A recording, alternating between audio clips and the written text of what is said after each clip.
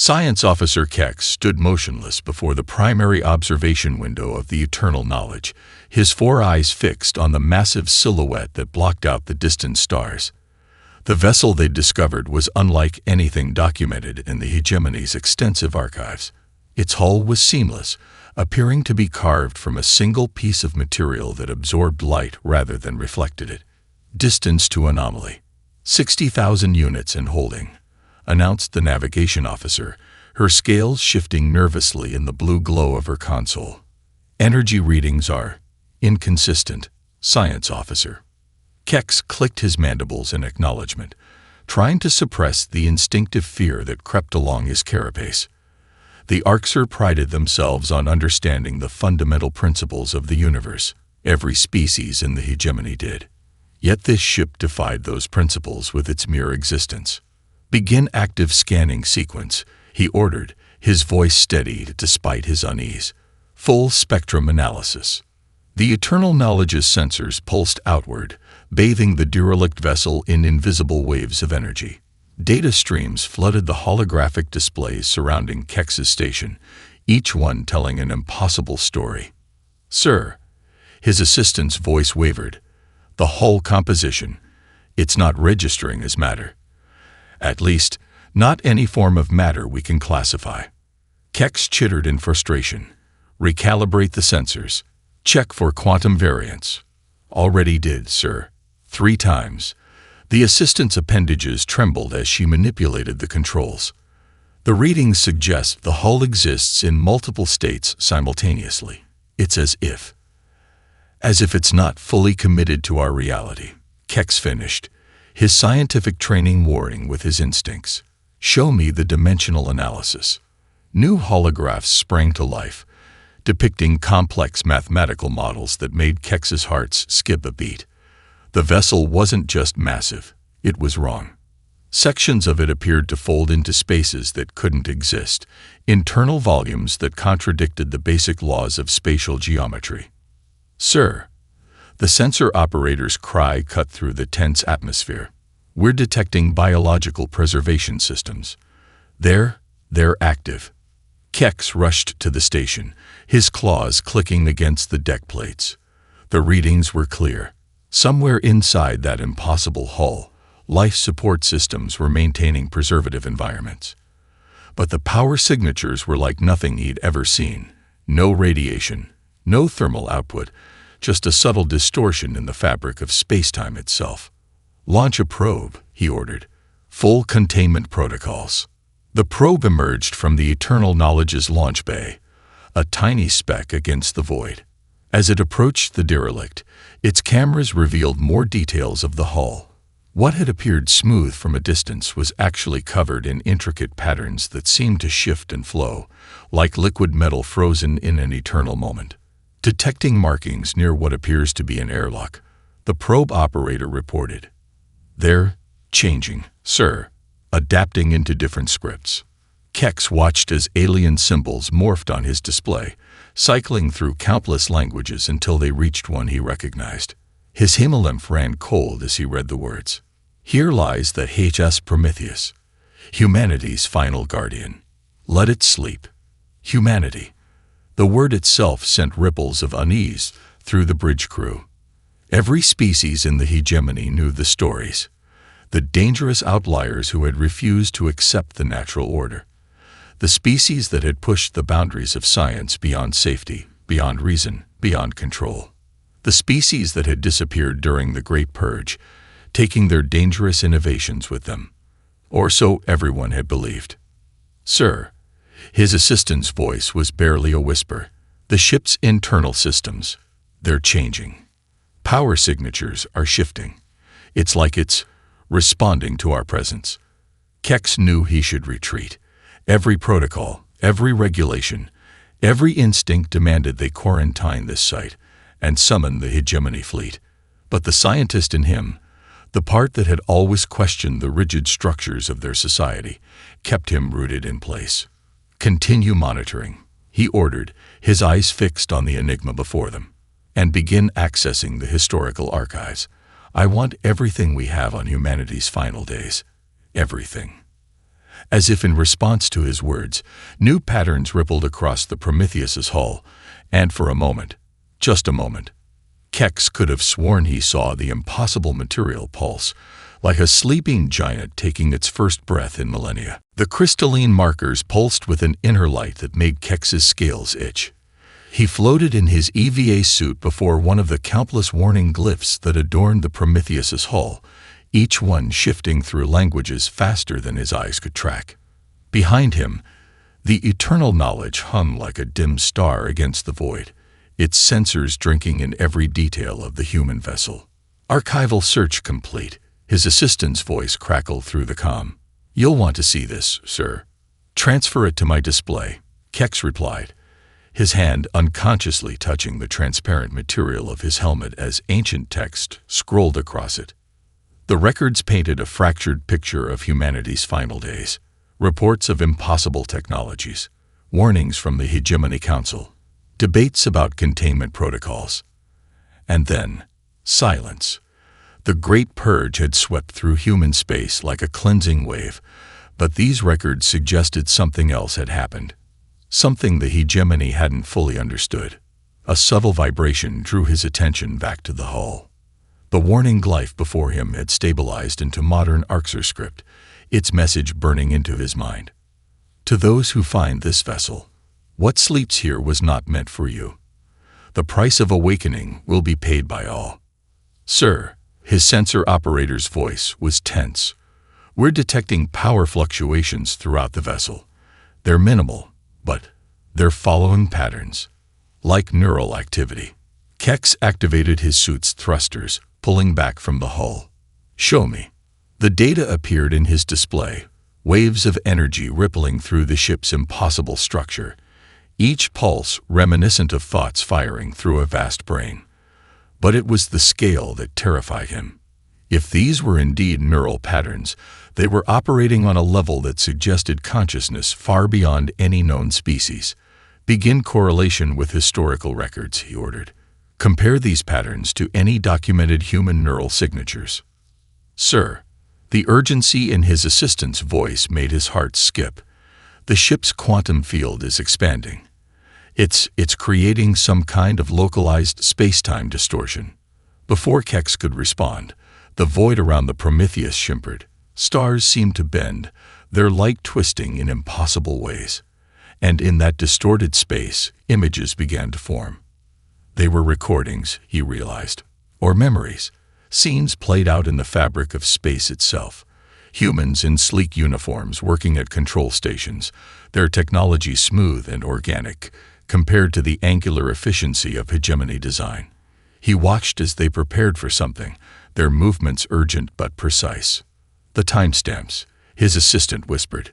"These images, they're from the day before the Great Purge began." The scenes shifted.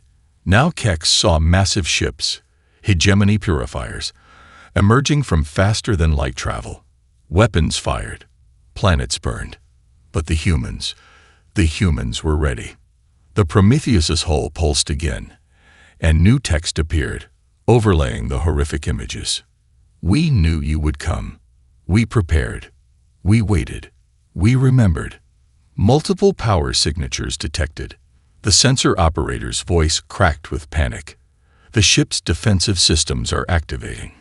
Kex watched in fascination and horror as sections of the hull began to shift, not opening, but rather reorganizing at a molecular level.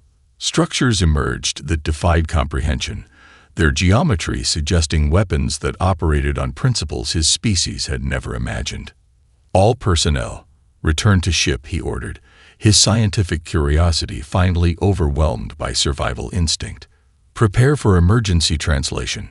As he turned to jet back to the eternal knowledge, one final message burned itself into space before him. "You sought to purge us from existence. In doing so, you forced us to become something greater. The sleepers will soon wake. The choice that follows will define your civilization's fate." The message faded, but the quantum distortions remained, a reminder that they had stumbled upon something far more significant than a mere derelict. They had found humanity's response to extinction, and it had found them. Fleet Admiral Vexthor of the Hegemony Defense Force ignored the protests of the science vessel's crew as his boarding teams breached the Prometheus's hull. The mysterious ship had already caused too much panic among the Council. He would not let fear of ancient human technology stop him from claiming such a prize. "Cut through here," he commanded through the tactical network, watching through his team's feeds as their plasma torches sparked against the strange metal. The internal scans show a command center beyond this. The torches died. Not just the torches. Every powered device in the boarding team's suits flickered and went dark. In the sudden silence, they heard something impossible, the sound of crystal chimes echoing through solid metal. Deep within the Prometheus, in a chamber that existed in several dimensions at once, ancient systems stirred. Quantum computers that had dreamed for millennia awakened, their processes rippling through layers of reality. Status reports flooded in from every part of the vast ship. Hull breach detected. Hostile intent confirmed. Revival protocols initiated. Awakening primary command staff. In a cryo chamber that bent the laws of thermodynamics, frost evaporated from a sleek pod. Inside, Admiral Catherine Morrison's consciousness emerged from dreams of Earth's final days. Her eyes opened to the soft blue glow of stasis field dissolution, her mind already connecting to the ship's neural interface. "Status report," she whispered, her voice rough from centuries of disuse. "Welcome back, Admiral." The ship's consciousness responded, its voice resonating directly in her mind. "The Hegemony has found us. They are attempting to breach the command deck." Morrison sat up, her muscles remembering their strength thanks to the advanced preservation technology.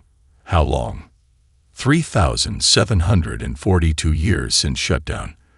The Great Purge succeeded in their primary objective. Earth is gone. She closed her eyes, allowing herself one moment of grief for a loss she had always known was coming. Then she stood, her uniform materializing around her as molecular assemblers wove it from pure energy. "And our contingencies. All seeds are viable. The cultural and scientific databases are intact. The fleet sleeps, waiting for our signal." She walked through corridors that shifted and reformed around her, the ship's interior geometry responding to her presence. Through the neural link, she could feel the Hegemony boarders trying to penetrate deeper into the ship. Their weapons and tools had already been neutralized, their suits' power systems gently deactivated without harming the occupants. "Show me," she commanded. The walls around her became transparent, offering views from every angle of the Hegemony forces. Their biosigns showed fear, confusion, and awe. Beyond them, she saw the fleet that had assembled. 37 warships, all bearing the markings of the force that had destroyed her homeworld. "They've learned nothing," she murmured, still acting out of fear. "The boarding party's leader is attempting to communicate." The ship informed her. "He is demanding our surrender." Morrison smiled, but there was no warmth in it. "Let's show them what they're really dealing with." Initialize the quantum field. Around the Prometheus, space itself began to ripple. The laws of physics that the Hegemony took for granted began to flex and bend. Their sensors stopped working not because they were being jammed, but because the very principles they operated on were being locally rewritten.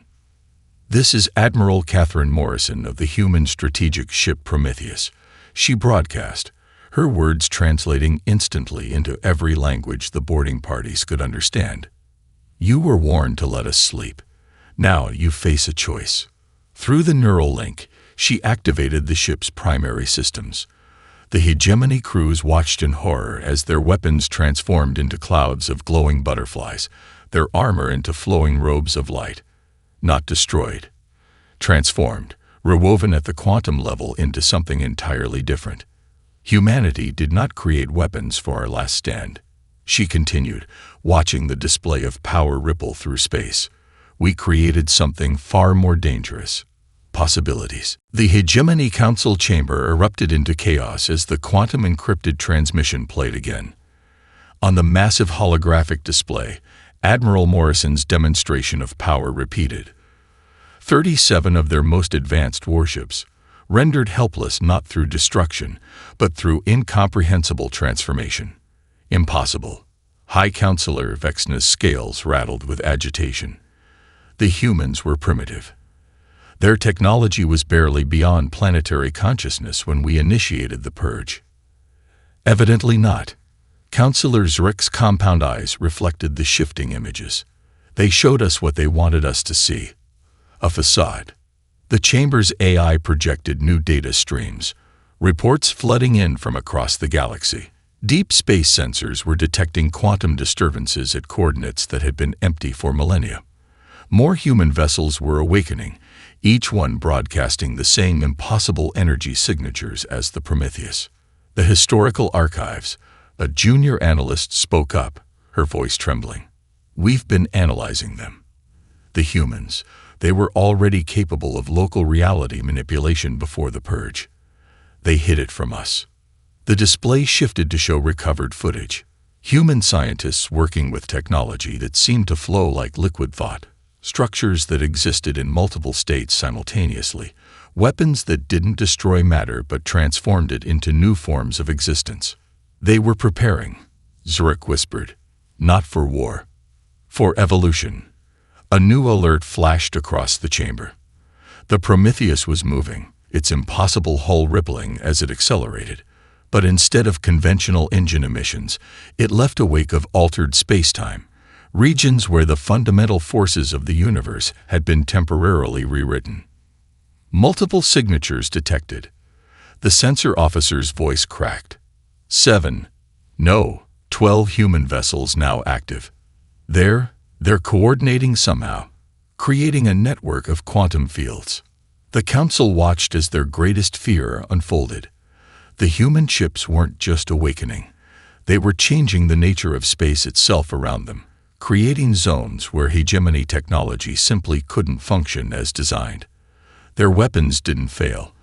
They simply became something else entirely. We're receiving a transmission from their flagship, the communications officer announced. Text only, broadcasting on all frequencies. The message appeared, elegant in its simplicity. You tried to erase us. Instead, you forced us to transcend. The choice of what happens next is yours. They're not attacking, Zwick observed, his analytical mind racing. Despite their power, despite what we did to their homeworld, they're showing restraint. Or playing with us, Vexna hissed.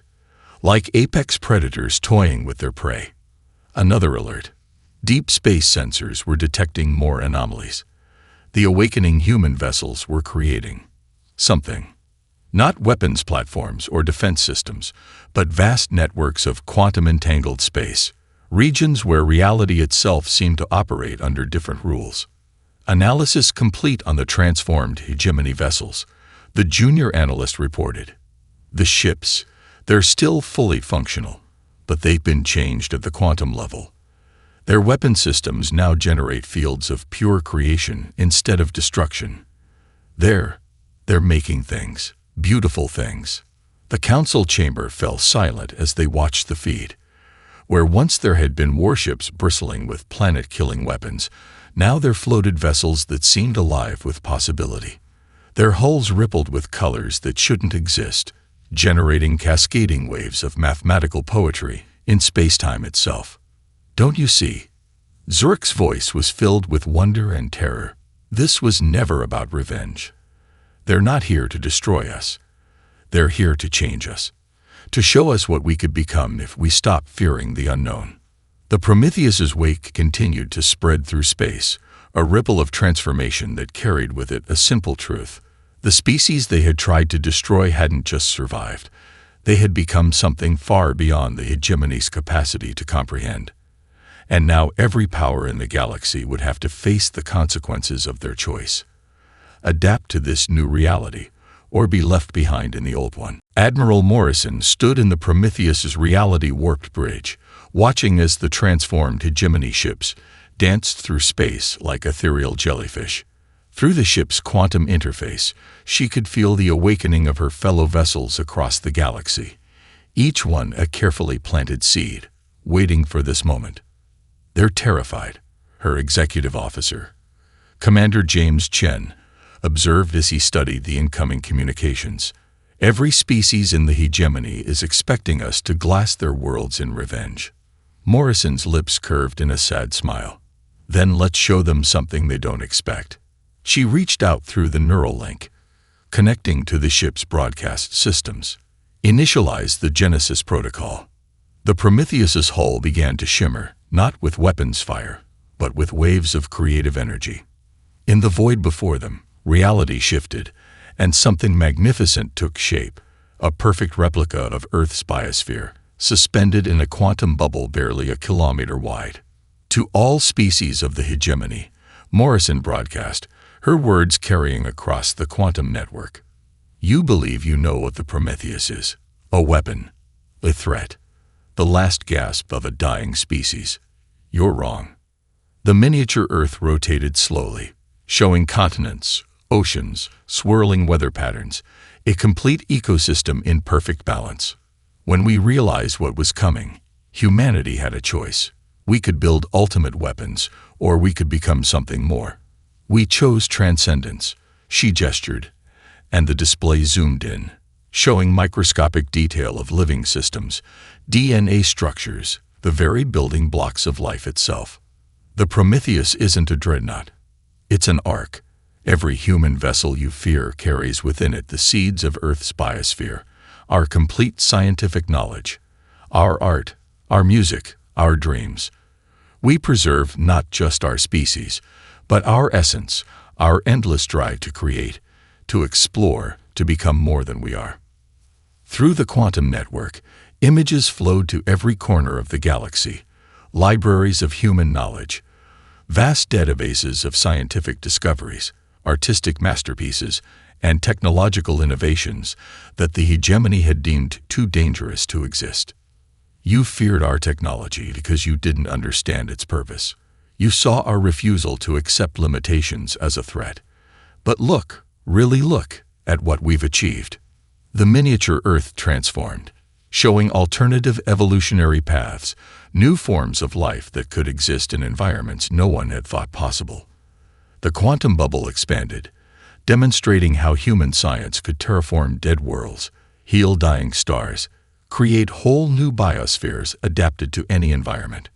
We didn't build the Prometheus to destroy you. We built it to preserve life in all its forms, to ensure that no species would ever again face extinction because they were deemed too different, too ambitious, too alive.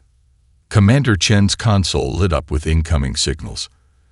Admiral, we're receiving responses. The outer colonies, they're asking for help. Worlds the hegemony abandoned as uninhabitable. They want our terraforming technology. Morrison nodded, feeling the quantum network pulse with possibility. Show them our final gift. The space around the Prometheus shifted again, and this time the demonstration struck at the heart of the hegemony's fear. A dead star in a nearby system suddenly flickered with new life, its fusion processes restarted and stabilized by human quantum engineering. This is humanity's revenge for the Great Purge. We will help you grow beyond your fears. Every human vessel carries the power to reshape reality, not because we seek dominion, but because we understand a fundamental truth. The universe is not a finished work. It's a canvas, waiting for life to paint new possibilities upon it. The quantum bubble dissolved, releasing its miniature Earth into nothingness. But its message remained. Humanity had not merely survived. They had transformed their potential for destruction into an unprecedented capacity for creation. The choice before you is simple, Morrison concluded, her words echoing across the quantum network. Join us in building a future without limits, or remain bound by the fears of the past. We are prepared for either choice. And across the galaxy, thousands of human vessels waited, each one ready to share the gift of unlimited possibility, or demonstrate why the hegemony had been right to fear them after all. High Admiral Vexthor ignored the Council's desperate commands to stand down. He wouldn't let these humans manipulate the hegemony with their clever words and false promises. Under his command, 300 warships emerged from hyperspace, their weapon systems charged to full capacity. "Target the Prometheus," he commanded, his voice cold with determination. "All ships, fire on my mark." In the Prometheus's command center, Admiral Morrison watched the hegemony fleet's arrival with calm acceptance. Commander Chen's hands moved across his console, battle stations automatically responding to his thoughts through the neural interface. "They never learn, do they?" Morrison sighed. "Deploy the probability shields. Non-lethal response protocols only." The space around the Prometheus began to shimmer as layers of quantum fields materialized. These weren't simple energy barriers. They were zones where probability itself became fluid, where cause and effect danced to humanity's tune. "Fire!" Vex Thor roared. 300 ships unleashed their fury. Planet-cracking beams, antimatter torpedoes, and exotic particle weapons converged on the human vessel. For a moment, the void blazed brighter than a newborn sun. But where the weapons should have struck, reality rippled. The energy beams curved in impossible ways, their paths turning into elegant spiral patterns that wrote poetry in vacuum. Torpedoes transformed mid-flight, their antimatter warheads becoming spheres of crystalline artwork that chimed with musical notes as they passed through space. "Impossible," Vex Thor whispered, watching his fleet's mightiest weapons turn into a cosmic art exhibition. "All ships, switch to temporal disruption beams. They can't rewrite time itself." Morrison allowed herself a small smile. "Would you care to test that theory, Admiral?" The hegemony fleet fired again, this time unleashing weapons designed to shred the fabric of time around their target. But as the temporal beams approached the Prometheus, they encountered something that shouldn't exist, a field where time itself was malleable. The attacks didn't just fail. They became part of a vast temporal symphony. Each beam split into countless tributaries of time, showing possible futures and pasts like branches of a cosmic tree. Hegemony crews watched in awe as their view screens displayed visions of peace between their civilizations, of shared discoveries and joint ventures into the unknown. "You still don't understand," Morrison broadcast to the attacking fleet. "We didn't spend millennia learning to break the laws of physics. We learned to treat them as suggestions." With a thought, she expanded the Prometheus's quantum field. Reality rippled outward like waves on a cosmic pond. Where it touched hegemony ships, their weapons transformed, not destroyed or disabled, but changed at the fundamental level. Gun barrels bloomed into gardens. Missile tubes became atmospheric processors, turning toxic atmospheres into breathable air. By the first species, one of Vex Thor's officers breathed, "They're not destroying our weapons. They're showing us what they could have been all along." The demonstration continued. The Prometheus danced through space, each movement leaving trails of possibility in its wake. Defensive screens became windows into other dimensions. Power cores evolved into miniature stars, providing sustainable energy. The very hulls of the hegemony ships transformed from cold metal into living material that could heal and adapt. "This is what you feared," Morrison explained, her voice carrying notes of both sadness and hope. "Not our weapons, but our refusal to accept that anything is impossible. You tried to destroy us because we wouldn't stop asking what if. Now let us show you why that question is the most powerful force in the universe." With a final gesture, she released a pulse of quantum energy that swept through the entire hegemony fleet. When it passed, every ship had been transformed into something that straddled the line between technology and art, between weapon and wonder. "The choice remains yours, Admiral Vex Thor," Morrison concluded. "You can retreat with your transformed fleet and cling to your fears, or you can stay and learn why humanity's greatest weapon was never our technology. It was our imagination." In the silence that followed, 300 hegemony ships hung in space, their crews confronting a truth their civilization had run from for millennia. Sometimes the most dangerous thing in the universe isn't the power to destroy, but the power to change everything. The Hegemony Council chamber fell silent as Admiral Morrison's hologram materialized in their midst. Her form shifted between states of matter, a visual reminder that humans now operated on levels of reality the Council barely understood.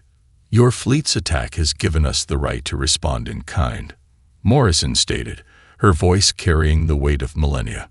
"But instead, I offer you a glimpse of what's already in motion." She raised her hand, and the chamber's space warped. Suddenly, the Council found themselves surrounded by stars, not projections, but quantum windows into real space. In every direction, they watched human vessels awakening from their ancient slumber. 3,742 ships, Morrison continued, one for every year since the Great Purge, each carrying the seeds of Earth, each capable of reshaping reality itself, and each now fully active. High Counselor Vexna's scales rattled as she watched the vessels power up, their quantum fields beginning to intersect and overlap. "You would destroy us all." Morrison's expression softened with something like pity.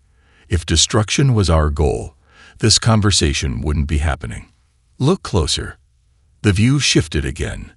Now they saw the human ships creating something vast, a network of quantum fields that spanned entire sectors of space. Where the fields touched dead worlds, life began to bloom. Toxic atmospheres transformed into breathable air. Radiation-scarred planets healed themselves. "This is the Lazarus Protocol," Morrison explained. "A gift we prepared even as you hunted us. The power to restore what was lost, to heal what was broken, to make the impossible possible." Commander Chen's hologram appeared beside her, displaying data streams that showed the extent of human preparation. "We seeded these ships throughout the galaxy because we knew this day would come, not for revenge, but for renaissance." "You speak of peace," Counselor Zerk chittered, "yet you demonstrate power that could unmake reality itself." "Power is neutral," Morrison countered. "Your civilization chose to use it for destruction. We chose creation. And now you must choose which path you'll follow." The quantum windows shifted again, showing the transformed hegemony fleet, their weapons turned to tools of creation, their hulls alive with possibility. "Your attack fleet now stands as proof of what cooperation could achieve. Every ship carries the potential for either purpose." Through the quantum network, reports flooded in from across the galaxy. More human vessels were revealing themselves, each one offering the same choice to nearby worlds: embrace change or remain bound by fear. "The universe you knew ended the moment you found the Prometheus," Morrison stated. "But what comes next depends on you. Accept our offer of cooperation, and we'll teach you to transcend your current limitations. Refuse, and we'll awaken every human vessel in the galaxy simultaneously." "And then," Vexna demanded. Morrison's hologram smiled. "Then you'll live in a galaxy where the laws of physics themselves have been rewritten, where your weapons no longer function as intended, where every act of destruction transforms into an act of creation, not because we'll destroy you, but because we'll have changed the very nature of reality itself." The council chamber erupted in debate, but fell silent as a new signal came through. Across the galaxy, worlds that had been deemed uninhabitable were requesting human aid. Species that had been relegated to harsh frontier planets were asking for the terraforming technology they'd just witnessed. "Your civilization was built on control through fear," Morrison concluded. "Ours was built on the belief that limitations exist to be transcended. The choice before you isn't between survival and destruction. It's between remaining what you are, or becoming something greater." She raised her hand, and the quantum windows showed one final image. Earth, as it had been before the Purge. A blue jewel teeming with life and possibility. "We lost our cradle," she said softly, "but we gained the stars themselves. The question is, are you ready to join us in reaching beyond what you thought possible?" The council chamber filled with a soft light as the quantum field extended to encompass it. In that moment, each member of the hegemony leadership felt the truth. This was no mere ultimatum. It was an invitation to evolution itself. 1 year after the Prometheus's awakening, Admiral Morrison stood on the observation deck of the new Earth installation, watching ships from 100 species navigate through the quantum-enhanced space around her. Below, a planet that had once been a lifeless rock now bloomed with terrestrial and alien hybrid ecosystems, a testament to what cooperation could achieve. The latest reports from the Renaissance fleet, Admiral Commander Chen said, approaching with a quantum tablet that shifted through multiple states of information simultaneously. The hegemony's former frontier worlds are responding beyond expectations to the terraforming protocols. Morrison nodded, touching a nearby wall.